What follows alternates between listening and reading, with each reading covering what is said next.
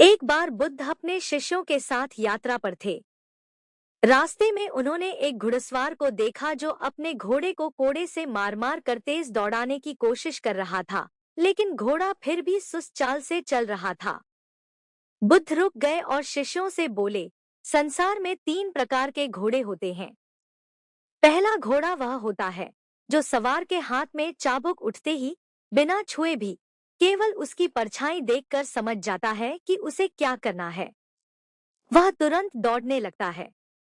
दूसरा घोड़ा वह होता है जिसे चाबुक की परछाई से कुछ समझ नहीं आता, लेकिन जब चाबुक उसकी त्वचा को हल्का सा छूता है, तभी वह चेत जाता है और दौड़ने लगता है। और तीसरा घोड़ा वह है जो तब तक नहीं हिलता जब तक चाबुक की पूरी चोट उसकी हड्डियों तक न पहुंच जाए। उसे गहरी पीड़ा सहकर ही सीख मिलती है। शिष्यों ने पूछा, भंते, आप हमें यह क्यों बता रहे हैं? बुद्ध मुस्कुराए और बोले, मनुष्य भी इन्हीं 3 घोड़ों की तरह होते हैं।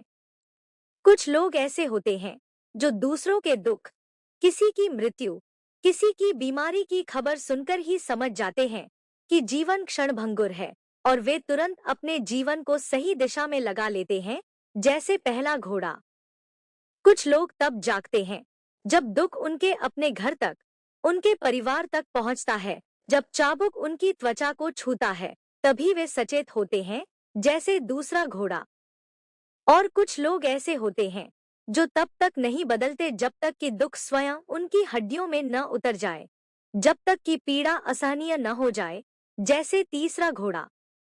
फिर बुद्ध ने शांत स्वर में कहा, असली बुद्धिमत्ता यह नहीं है कि तुम कौन से घोड़े हो।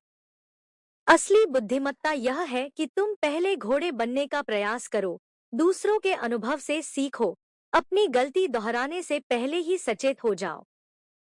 हर चोट सहकर सीखना जरूरी नहीं, कभी कभी दूसरों को देखकर भी सीखा जा सकता है।